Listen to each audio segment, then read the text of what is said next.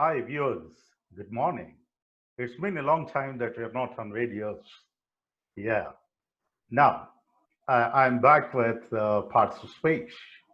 And already in our previous video, we have discussed certain parts of speech. We have already understood what parts of speech is all about, why it is called parts of speech, what is meant by speech, what are the different parts. Speech is nothing but group of sentences and different parts, just like a human body has different parts. Even a sentence, a speech has different parts, namely noun, pronoun, adjective, verb, adverb, preposition, conjunction, and interjection, and so on. These are the 8 parts of speech, these 8 parts are very, very important for making a sentence complete. So whenever you have a word in a sentence, that sentence has to be definitely one among these 8 parts of speech. When you are able to diagnose and understand what parts of speech is this particular word which is used in a particular place in a sentence, then you would be able to make a sentence, you would be able to understand a sentence, you would be able to create a sentence on your own. You get a lot of commands. So parts of speech are very, very essential for us to understand, namely noun, pronoun, adjective. Already we have understood all these 3. Noun, namely noun, pronoun, adjective we have already understood. Now we are going for verb. Verb is, I can say, a very, very important one. I just want to give you a brief definition of noun, pronoun, and adjective. Noun is a naming word which comes in the place of subject and also as well in the object. Similarly, pronoun is nothing but noun, noun is nothing but pronoun, because pronoun is only a substitute. Pronoun is merely a substitute for noun. So a pronoun can come wherever a noun comes. So noun and pronoun both can occur either in subject or in object in a framework of a sentence. Then coming to an adjective, I told you an adjective is a describing word which describes either a noun or a pronoun. So its duty is basically to describe. So there are different types of adjectives that we have already learned in the previous videos. Okay, so basically an adjective precedes the noun because its duty is always to describe. Now, the next part of speech is verb, a very important word I can say in English sentence. You can hardly make a sentence without a verb. If you just see what a verb is all about, generally people say that verb means an action. Verb means action. This is a universal definition for a verb. Verb means an action. But is verb only an action or something else? If you just see the different functions of a verb, you would be able to understand. So I'm here to give you 3 sentences. She is a professor. She teaches poetry. She was awarded Nobel Prize. So when you look at these 3 sentences, let us see sentence 1. She is a professor. Is there any action? There's no action at all. But still, is there a verb? She is subject, is verb, and a professor is object. So, is playing a role of a verb, though it's not referring to any action. So here we have to slightly modify our definition. Verb is the one which not only talks about the action done by the subject, it also tells us about the state of being. What is the status? What is the condition of the subject? What is the position of the subject? or it gives information about what the subject is all about. Is a professor, is a teacher, is a doctor, or his condition. He is sick, he is dull, he is worried, he is confused, his state of mind, his position, his social status. He is an MLA. So his social status, his position, his condition, his or gives information. So here we are able to find is being a verb without referring to the action. So that's why we can understand in sentence 1, she is a professor. Is a verb here, though it doesn't refer to the action. What is its function? What is its duty? If you see, this refers to the state of being. What is the status? What is the position of the subject? So it informs, it tells us about what the subject is. That is function 1. In function 2, you can see she teaches poetry. When you say she teaches poetry, here, as we say, teaches is the action. So this is action verb. So here it tells us about the action performed or done by the subject. What action it is doing? The subject is she. She is doing the action of teaching. So that's verb and the object is poetry. So a verb refers to the action done by the subject. She was awarded. When you say she was awarded, here actually we have two verbs. She was and awarded. Which is the actual verb? Actual verb is awarded, and there is one more verb that is actually a helping verb. So here we should understand verbs are of two kinds. Verbs are of two kinds. One is a helping verb, the other is a main verb. A main verb refers to the action and a helping verb refers to the time of the action. So at what time a particular action happened, so whether it is in the present or in the past or in the future is indicated by the helping verb that you have used.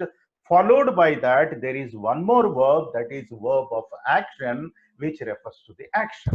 Here, she was awarded, was refers to time and awarded refers to the action. So we have two verbs, namely helping verb and main verb. So at that rate, we have 24 helping verbs in English language. Namely, these 24 auxiliary verbs are divided into two parts, namely primary auxiliaries and I can say primary auxiliaries and modal auxiliaries. Primary auxiliaries and modal auxiliaries. What do you mean by primary auxiliaries and what do you mean by modal auxiliaries? There are 11 primary auxiliaries. What are the primary auxiliaries? I can say be forms: am, is, are, was, were, is, am, are, was, were. These are 5 which are known as be forms. Then have, has, had, which are known as verbs of possession or verbs of have. Then do, does, did. These are verbs of do. So put together, these are 11 primary auxiliaries. How many primary auxiliaries are there?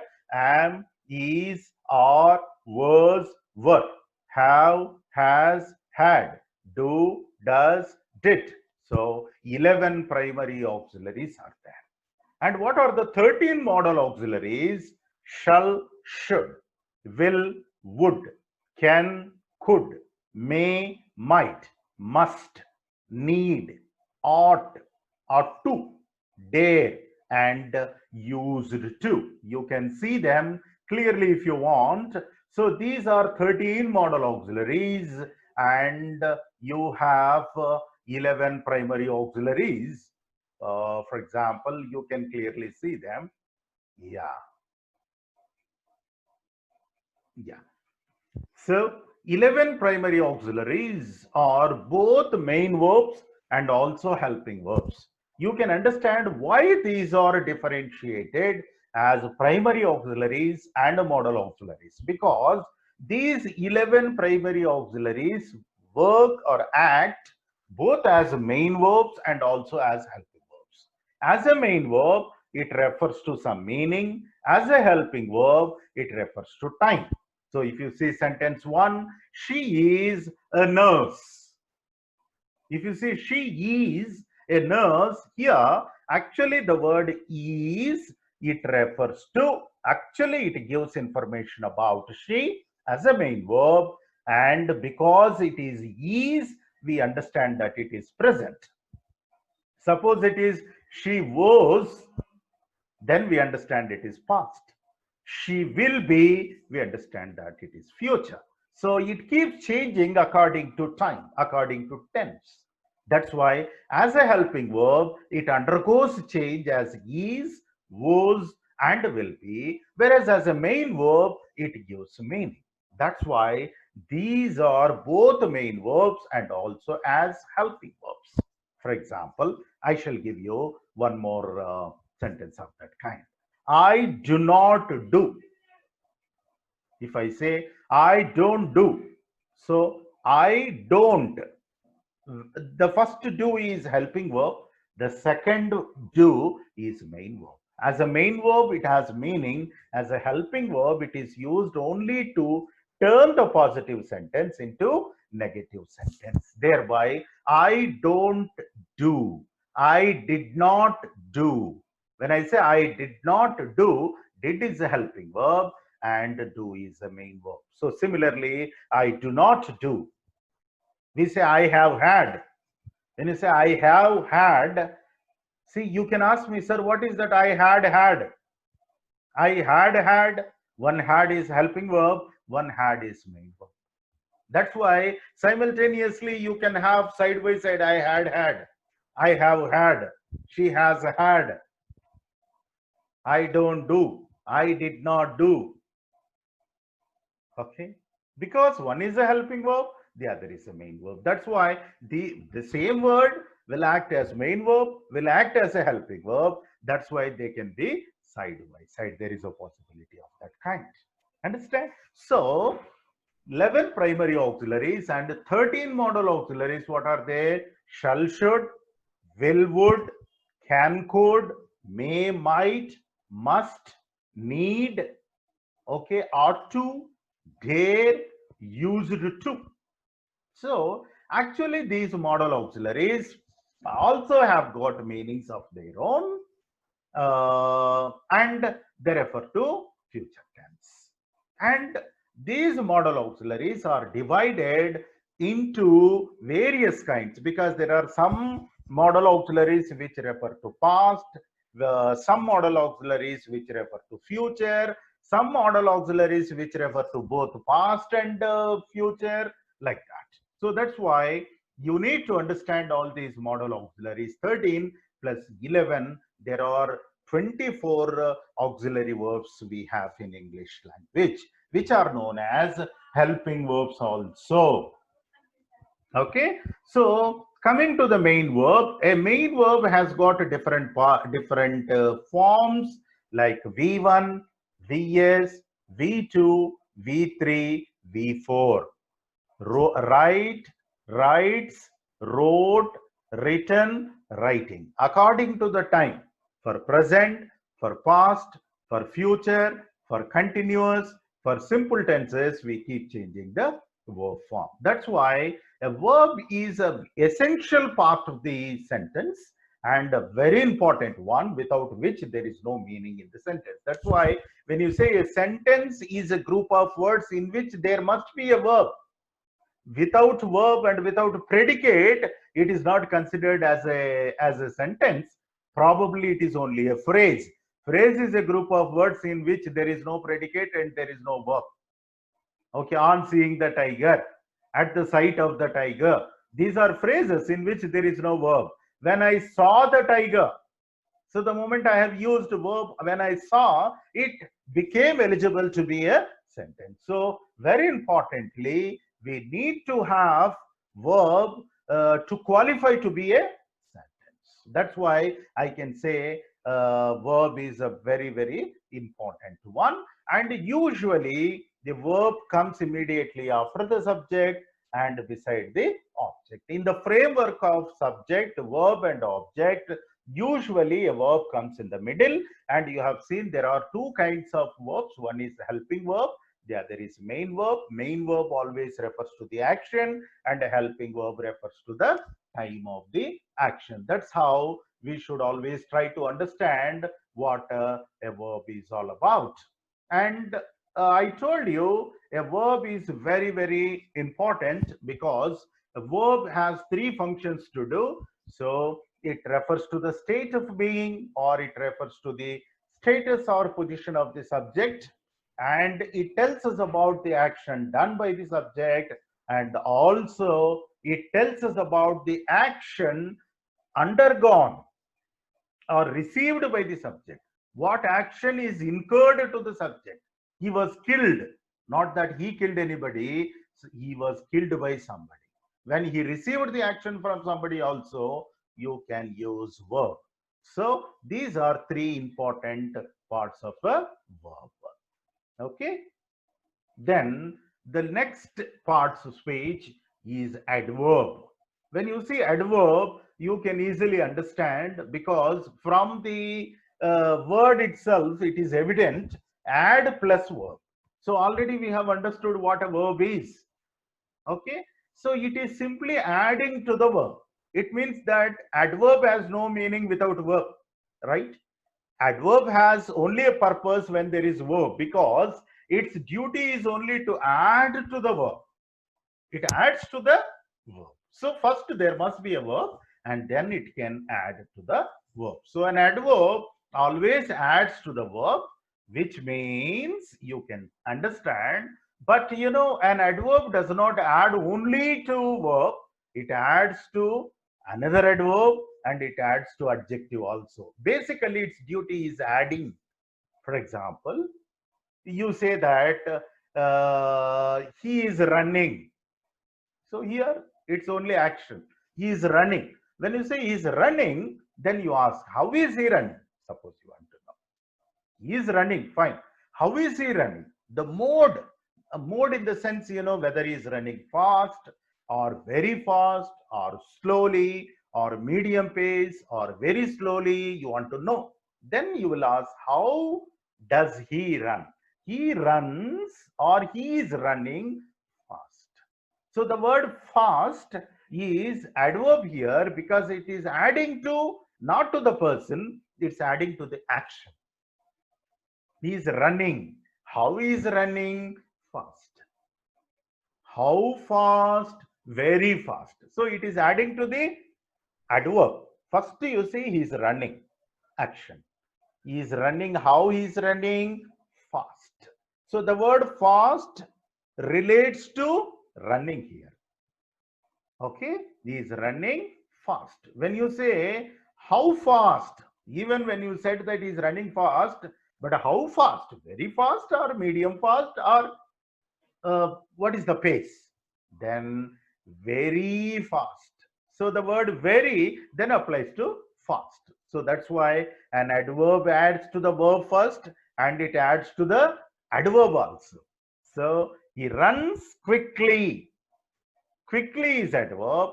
Eats slowly. Eats very slowly. This very applies to slowly now. So it adds to adverb also. He is intelligent. When you say he is intelligent, so the word intelligent describes his quality. He is very intelligent. The word very refers to how intelligent he is, very intelligent. So an adverb adds to verb basically, and adverb and to adjective. So an adverb has three functions to do. That is, verb, adverb, and adjective. So that's why an adverb usually followed by verb.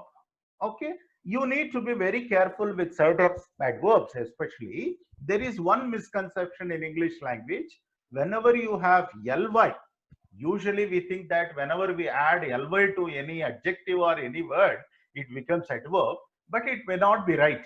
There are instances where an adverb could be without ly.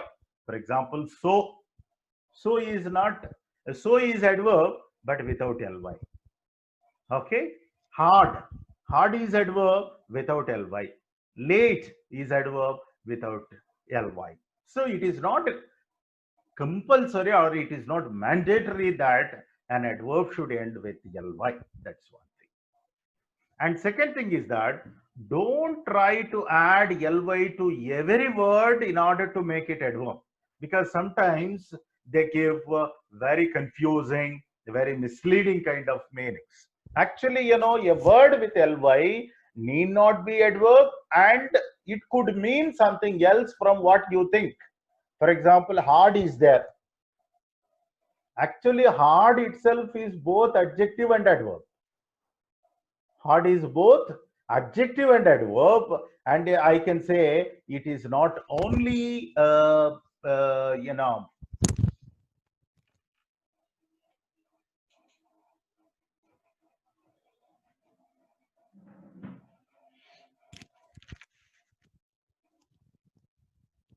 for example, let's take the word hard. Hard is adjective and also adverb. So when hard is adverb by itself, there is no need to add ly to it.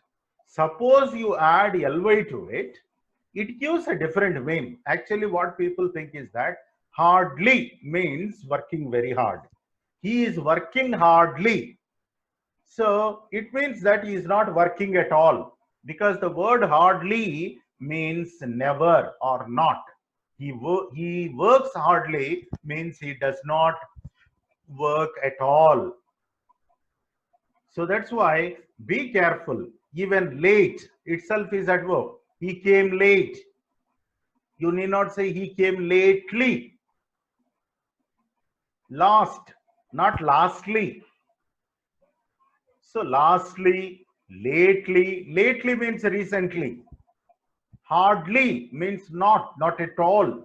So that's why you might give a different meaning by unnecessarily adding ly.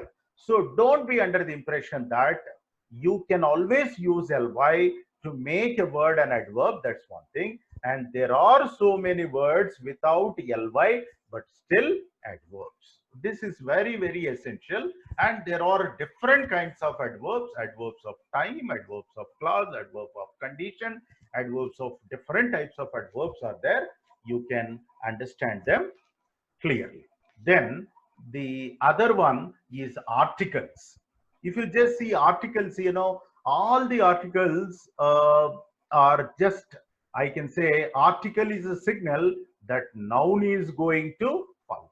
Whenever you use an article, after that you use a noun, because I told you in the previous video lesson, wherever you use an adjective is followed by a noun. So when elephant is a noun, and which you use should be an adjective. So that's why you can say articles like an, a, and the, or the, or nothing but adjectives. Then our next item is preposition. Preposition, you can easily understand. Preposition means its position is always before a noun or a pronoun. That's why it is called pre. Pre means before. The position of a preposition always is either before a noun or a pronoun. That's why it is called preposition. Okay, let's see what is a preposition. Preposition means, preposition is a word which shows relationship between one word and another word in a sentence, and rather it creates relationship between one word and another word which are not related without that word. For example, the cat is the wall. Is there any meaning? No meaning. The cat is the wall. The cat cannot become wall. The wall cannot become cat. So you need a word to join or to create relationship between the cat and the wall. The cat is on the wall. When you say the cat is on the wall, the word on is establishing relationship between the cat and the wall. So preposition is a word which shows relationship or which establishes relationship between words in sentences or between one word and another word. That is called a preposition. The cat is on the wall. So because of the word on, the relationship between cat and the wall is understood. Otherwise, without on, the cat is wall is meaningless. So that is a preposition, and preposition is a very, very important word or important part of speech in English language, because without proper preposition, a sentence has no meaning and you can't really understand. So prepositions are basically of three types. One is simple preposition, second one compound or complex prepositions, or these are known as double prepositions, and also there are phrasal prepositions. So there are three types of prepositions like in, on, to, of, by, with. Okay, these are simple prepositions. And compound prepositions are with the two words, without, within, onto, out of. Okay, these are compound or double. With, in, to, on to, onto, into, out of, without, within. So when two words come together, this is called compound. Compound prepositions or double prepositions. And the third category is phrasal prepositions. So there is one word between two simple prepositions. On account of, on account of, on the occasion of, in relation to, with reference to, by way of, on behalf of, by dint of, in connection with. So one word in between two prepositions is called phrasal prepositions. Usually to make long sentences in English language, we use phrasal prepositions. And prepositions are very, very important in English language and very complex to understand also. Using a suitable preposition in an appropriate place is very difficult, and it is an art by itself. One has to learn, because in English language, what happens is every word has uh, a, a preposition of its own, I can say. Unlike the common prepositions which we use in other languages as well, but in English, a word takes its own preposition, like congratulate on, interested in, fond of, accused of, blame for, tired of, listen to. So like this, a word takes its own preposition. So you will have to learn which preposition goes with a particular word, and accordingly you have to use only that preposition. Then you'll be able to use English successfully. So that is about a preposition. And the next important part of speech is conjunction. Junction. Junction means a place which joins many roads. So conjunction is a word which joins, basically. What does it join? It joins words, phrases, clauses, and sentences. So basically, the duty of a conjunction is joining, and it joins. For example, when there are two people, Rama and Sita, Kiran and Kiranmai. Okay, and this class and that class are merged.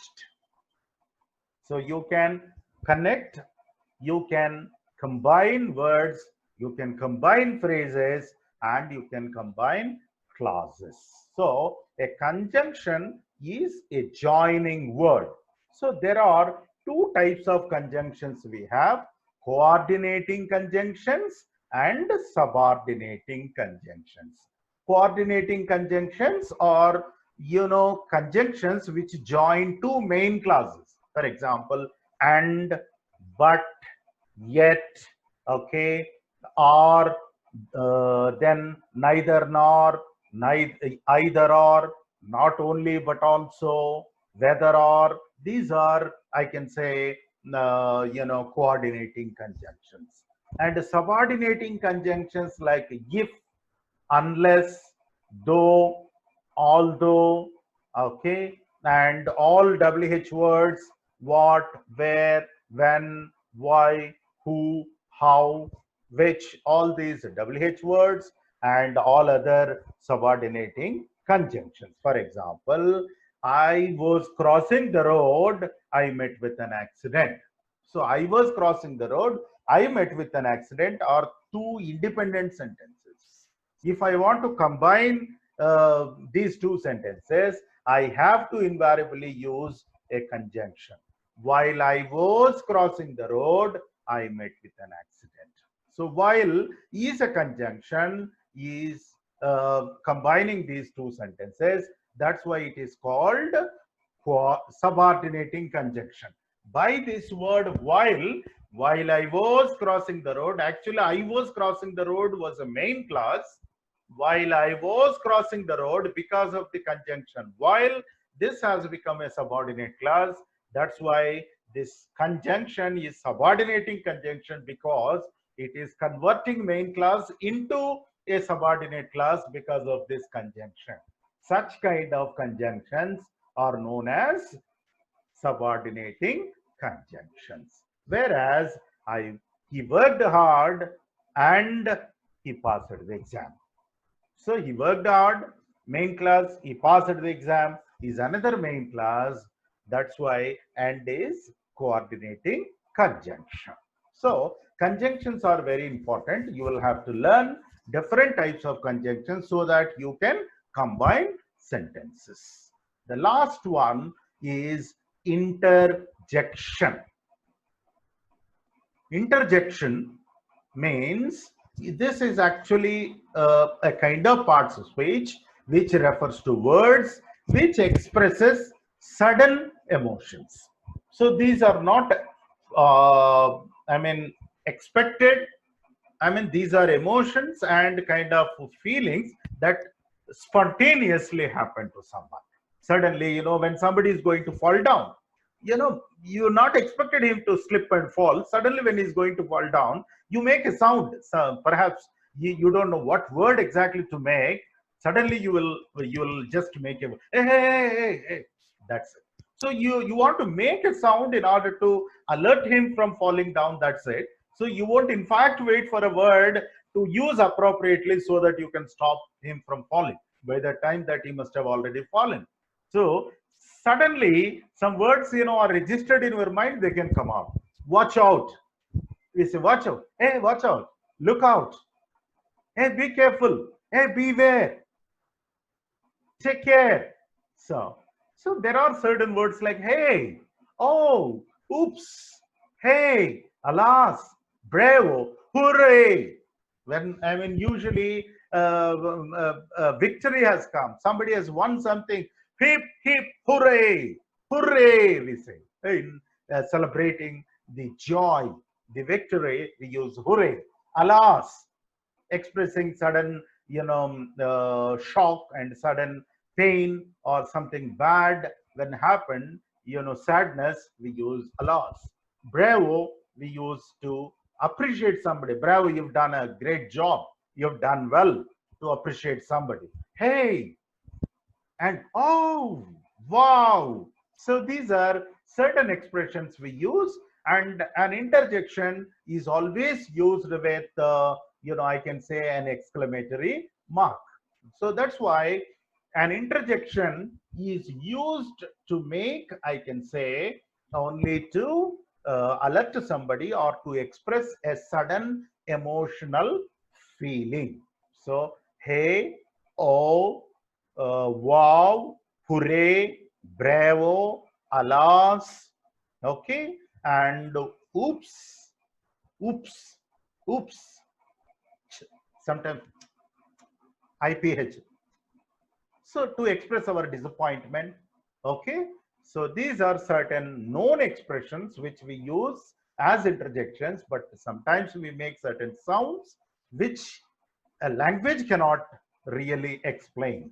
So these are interjections. So that's how these are very important ones. So altogether we have 8 parts of speech in English language: noun, pronoun, adjective, verb, adverb, okay, preposition, conjunction, and interjection. 8 of them are very important for making sentences. So uh, any one part of speech is compulsory in sentence. So that's why if you just look for the words in a sentence, you should be able to diagnose each and every word, what parts of speech it is and what job it is doing. Then you will be able to understand their role and you can understand better.